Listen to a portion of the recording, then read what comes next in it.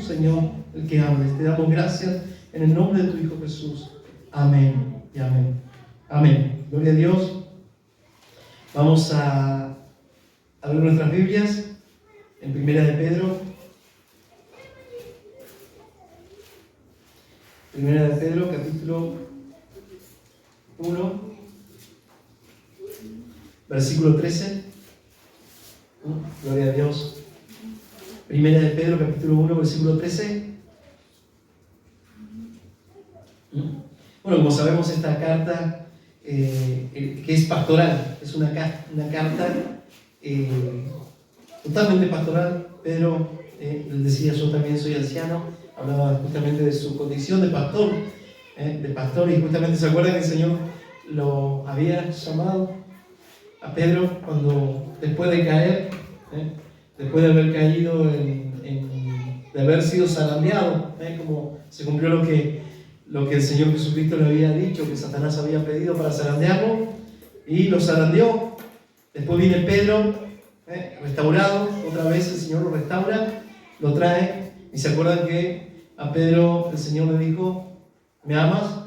3 veces, ¿me amas, Pedro? Y otra vez le vuelve a decir, y todas las veces que le decía, ¿me amas?, el Señor Jesucristo le decía, apacienta mis corderos. Y le vuelve a decir otra vez, Pedro, ¿me amas? Apacienta mis ovejas. Y otra vez más, apacienta mis ovejas. Siempre habla de ovejas para apacentar. No dijo el Señor Jesucristo, apacienta mis cabras, porque no tiene cabras, sino que dijo, apacienta mis ovejas. ¿Hay ovejas? ¿Cuál es la condición de una oveja? ¿Una oveja puede atacar a alguien? No. Una oveja, la condición de una oveja es la mansedumbre. Justamente el Señor también nos compara a nosotros por la mansedumbre. Si yo no soy muy manso, lo más probable es que me falte lana todavía para oveja. Usted medio juiciando, saltando de un lugar para otro, como las cabritas. Pero acá el Señor nos llamó a apacentar las ovejas. ¿Por qué tenía que apacentar las ovejas, Pedro? Porque las tenía, era justamente cuidar. Porque andaban lobos. Siempre que hay lobos, tiene que haber un pastor. Y un pastor es el que cuida. Una de las primeras funciones del pastor es, por supuesto, llevarlo, sacarlo a que vayan a pastar, a que ellos reciban el alimento, las ovejas reciban el alimento. Pero también una función principal del pastor es defenderla de los ataques de los lobos. De los ataques de los lobos. Hoy estamos rodeados, dijo el Señor, yo los envío en medio de lobos rapaces. Lobos rapaces. No nos envía estamos rodeados de personas, por ejemplo, cuando hablamos de lobos rapaces, no nos estamos refiriendo a lobos rapaces, a animales, sino nos estamos refiriendo a personas que su naturaleza es la de ser un lobo. Un lobo es una persona que está hambrienta, es una persona que tiene ambiciones personales, está hambrienta de ambiciones, de éxito, de fama, de dinero y de muchas cosas que el mundo puede dar. Esa persona está hambrienta de todas esas cosas, por lo tanto es un lobo rapaz. Así que el Señor nos manda, y acá el apóstol Pedro escribe esta carta pastoral justamente como pastor para hablarle a una iglesia, a la diáspora, una iglesia que había sido, por decirlo así, había salido de Jerusalén, habían sido desparramados por todas partes. Pedro acá le está hablando a esta iglesia que estaba diseminada, acá lo dicen por Ponto, Galacia, Capadocia, Asia y Bitinia, son lugares del Asia Menor, son lugares que están así en la parte del Asia, y justamente Asia y Bitinia, fíjense, Asia y Bitinia, Ponto, Galacia, Capadocia, Asia y Bitinia. Esta carta que había sido mandada a estos hermanos era la idea del apóstol de confortarlos y de que ellos permanecieran firmes a pesar de la adversidad. Esta es la función principal de esta carta. Y luego instruirlos o llevarlos justamente a la obediencia al Señor, a la obediencia para que ellos no se sintieran, por decirlo así, no estuvieran tristes por las dificultades que estaban pasando. Pedro les escribe esta carta para confortarlos, para animarlos y para enseñarles que deben seguir que tienen que seguir justamente en el camino del Señor y comportarse de una forma apropiada como hijos de Dios. Fíjense que acá lo primero que el apóstol empieza a hablar a la iglesia es justamente hablar del Evangelio. El Evangelio, dice la palabra del Señor acá, vamos a leer como forma de introducción, en el 1:2 dice, elegido según la presciencia de Dios. ¿Qué significa elegido según la presciencia de Dios? El conocimiento de Dios previo de todas las cosas. ¿Por qué? ¿Qué significa esto? Que Dios ya sabía que usted iba a creer en el Evangelio, Dios ya sabía que todas estas personas iban a creer en el Evangelio, por lo tanto son rociados por la sangre del Señor Jesucristo y son limpiados para la obra del ministerio, la obra del servicio a la iglesia o el servicio a Cristo. Amén, el servicio al Señor. Ahora nosotros como servidores de Cristo también tenemos que, Dios pide o Dios nos da una advertencia de cómo tenemos que andar. ¿Cómo tenemos que andar? ¿Se acuerdan que estamos hablando de los deberes cristianos? Venimos hablando hace varias semanas de los deberes cristianos. Y acá habla un llamamiento a una vida santa. Vieron que hay algunos que piensan, no, porque yo ya soy salvo. ¿Cómo? Dicen, puedo vivir como yo quiera. ¿Puedo vivir como a mí se me antoje? ¿Será así? No. Si alguno enseña eso, sáquelo de vuelo, porque ese no es un siervo de Dios. Cualquier persona que le enseñe, no, ya sos salvo, ahora podés vivir como vos quieras, ese es torcer la Escritura. Dios jamás habla eso, sino que el Señor nos dice que si habemos realmente creído en el Evangelio, también tenemos que poner la mira en las cosas de arriba. Si habéis resucitado con Cristo, también poner la mira en las cosas de arriba y no en las de la tierra, porque ustedes ya están muertos a este mundo, están crucificados. Ustedes ya no tienen las mismas necesidades del mundo. ¿El mundo qué busca? El mundo busca éxito, fama, riquezas. ¿Qué más busca? Poder sobre los demás. Que justamente la iglesia falsa tiene todo eso. Le da a los líderes o a las personas que están, les da todo esto. Poder sobre los demás. Estamos hablando de una secta. Una secta hace eso. Una secta controla, una persona es un líder controlador que se encarga de que todas las personas hagan lo que él quiere. Que hagan lo que él quiere. Y fíjense que la otra vez estuve haciendo un estudio bastante exhaustivo acerca de la secta, y usted se pone a hilar finito, y lamentablemente hoy en día muchos de las que dicen ser iglesia en realidad son sectas, porque están teniendo este sistema de control sobre las demás personas. Yo conozco una iglesia donde te controlan, vos te tenés que ir de vacaciones, tenés que avisarle a tu líder. Si vos te pasa cualquier cosa que vos hagas, vos te pones a orar, líder, ¿sabes qué? Me voy a poner a orar. Ayúdeme porque me voy a poner a orar. Y otra, líder, voy a hacer esto. Líder, hoy voy a cocinar, qué sé yo, pantruca. Voy a cocinar videos tallarines. Ore para que me salga bien. Fíjense que hasta ese nivel de control y de dependencia tienen algunas personas que se van a estas sectas. Por eso hay que tener tanto cuidado, porque muchos de los que incluso hoy dicen ser iglesia cristiana en realidad son sectas. Allá la otra vez estaba mirando a un muchacho, le pasó algo, justo se puso a ayunar un día y justo tuvo un problema, y le dicen, ¿sabes por qué te pasó eso? Porque te pusiste a ayunar y no le avisaste a tu líder que ibas a ayunar. Entonces te pasó eso. Entonces vemos que esas son sectas nada más, controladores, y como dice la Escritura, dice que las personas que son niños espirituales pueden caer en estos lugares. Por eso están los pastores también, para advertirle, para que esos niños vayan creciendo y ya dejen de ser llevados por cualquier viento de doctrina, por estratagemas de hombres que con astucia usan las artimañas del error. Pedro justamente estaba en esta, hablándole acerca de esto, de muchas, y de lo maravilloso que hemos recibido, que para que nos alegremos, aunque pasemos dificultades, sea probada nuestra fe, nosotros tengamos gozo y alegría. Yo creo que todos hemos sido probados. No tal vez como estos cristianos primitivos, o estos cristianos, los primeros cristianos, pero sabemos que Pablo cita el tiempo de hoy como un tiempo más difícil. ¿Sabe que no está hablando del tiempo de cuando estaban los apóstoles como un tiempo difícil, sino antes de la venida del Señor iba a ser el tiempo más difícil para la iglesia? Y de hecho lo es.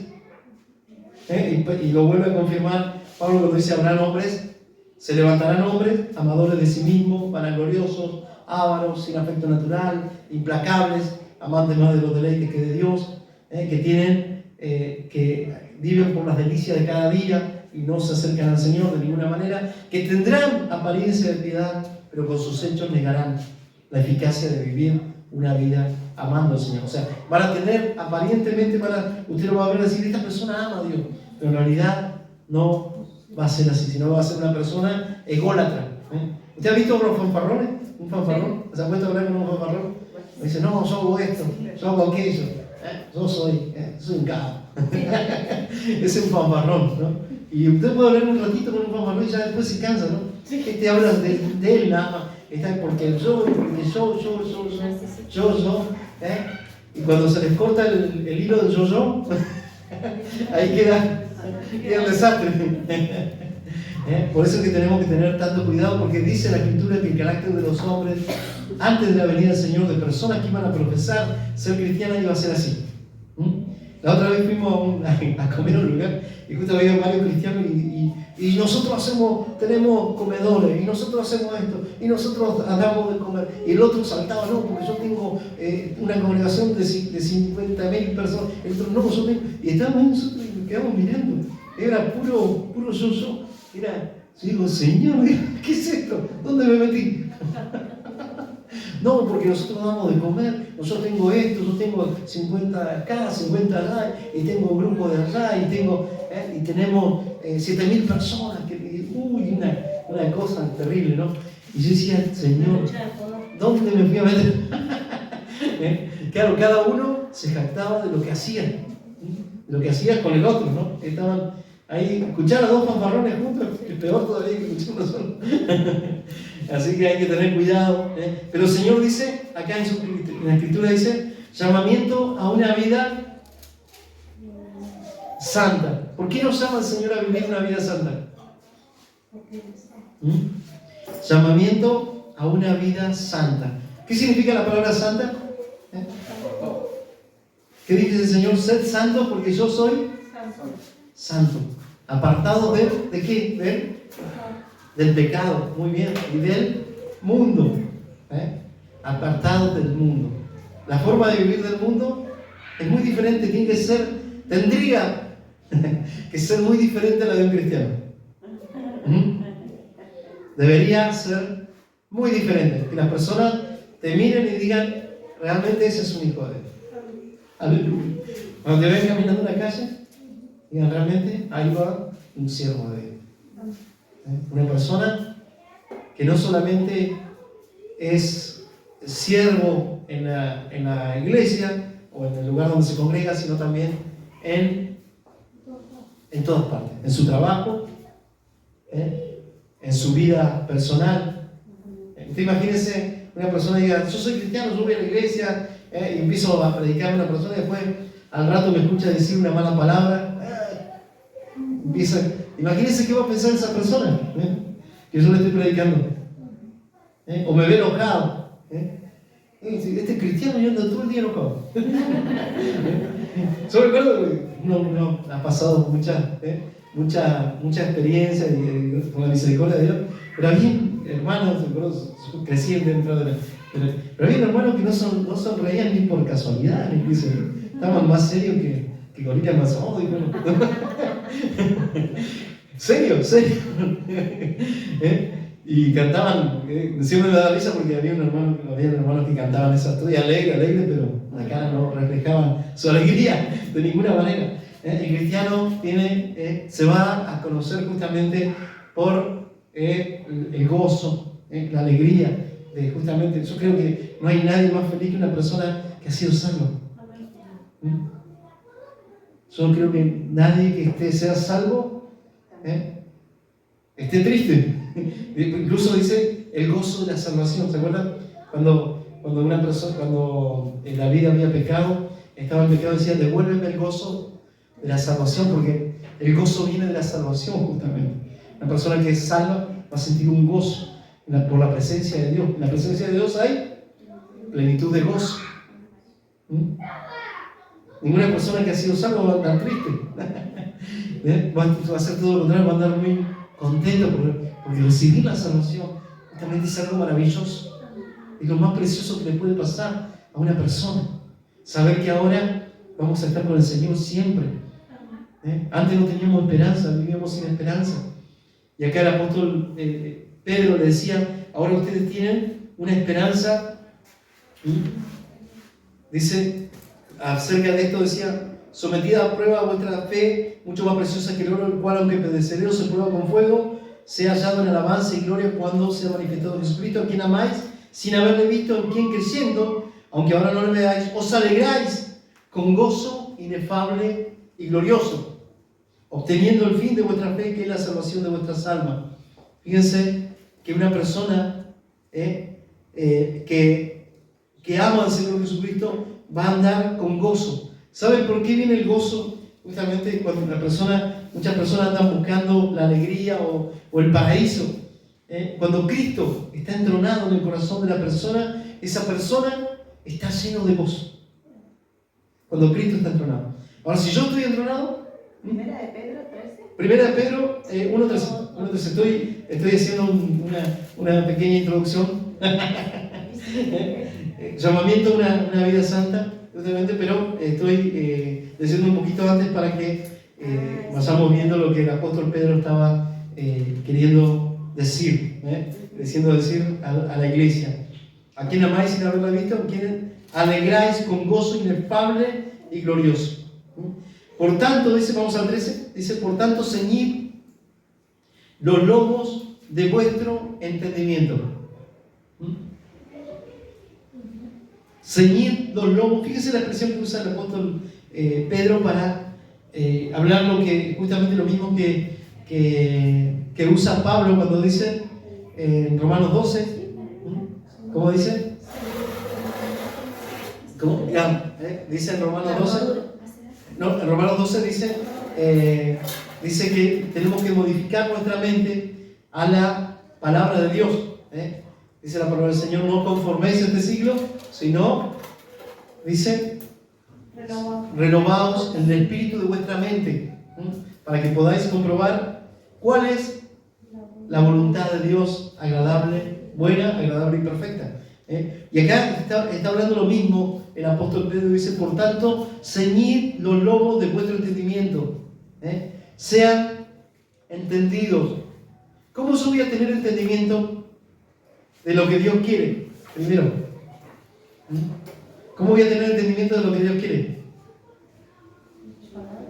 Por la palabra, exactamente. No hay otra forma. Yo voy a tener el conocimiento de la voluntad de Dios y de lo que Dios quiere que yo viva, como viva, por medio de su palabra. Si yo no leo nunca la Biblia, lo más probable es que empiece a vivir mi vida como a mí me parece. Esté en una anarquía, como dicen. ¿Se acuerdan? Anarquía es una persona que vive como a él se le antoja. Es una anarquía. Dice la palabra del Señor. ¿Se acuerdan que dice qué comunión tiene Jesús con Belial? ¿Saben quién es el espíritu el demonio de la anarquía? Se llama Belial. O sea, no tiene comunión ninguna persona que quiera vivir de una forma como a él le parece, a mi manera, como decía alguno, con Jesús. No tiene ninguna relación Jesús con Belial. No tiene nada que ver Hay personas que dicen, no, porque a mí me parece que así, y yo me mantengo en esa postura y hago lo que a mí me parece, lo que yo quiero. Eso es, justamente, allá algo ahí que está mal. Está Belial ahí. No está Jesús. ¿Por qué? Porque cuando está Jesús, la persona se va a querer someter a lo que está escrito, a la palabra de Dios. Va a anhelar someterse. Dice, por eso dice la palabra del Señor, sean oidores. Sean oidores y hacedores. No sean tan solo oidores, perdón, sino que sean hacedores de la palabra. Hacedores de la palabra. Y el Señor, en los deberes cristianos, nos está llamando: ciñan los lomos de vuestro entendimiento, sean sobrios. Sed sobrios y esperad por completo en la gracia que os traerá cuando Cristo sea manifestado. Está hablando acerca de la venida del Señor Jesucristo en su manifestación.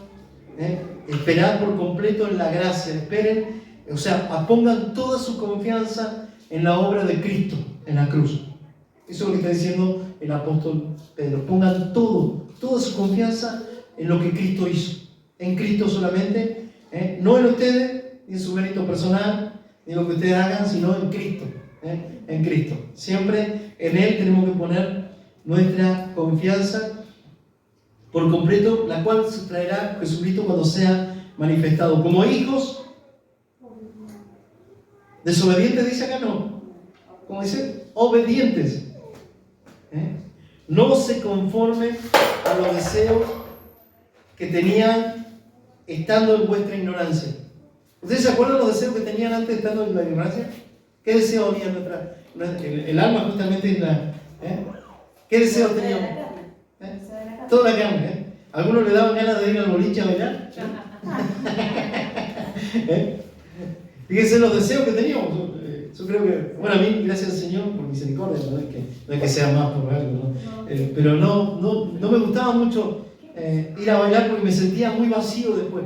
Cuando iba a bailar, o sea, me tomaba todo, por supuesto. Después el otro día sentía un vacío tan grande en mi interior que decía, ¿para qué fui? Y la billetera también estaba bastante vacía.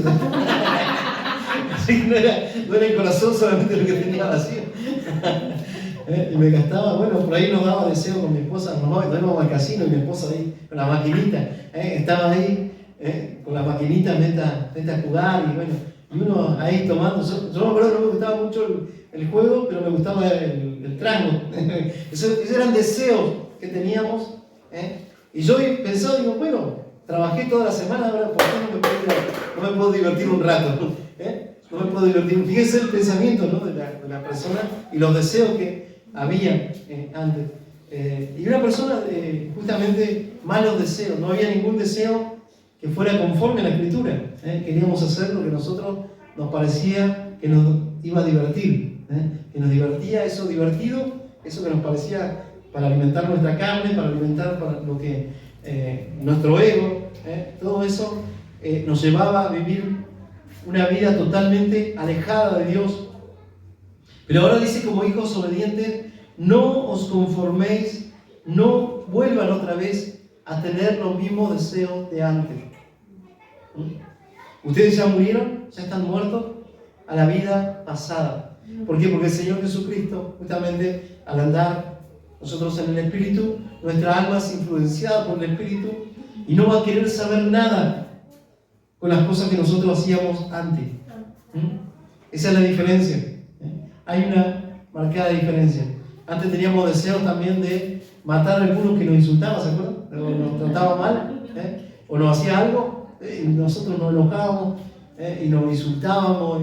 Y esos eran malos deseos, malos deseos que teníamos antes.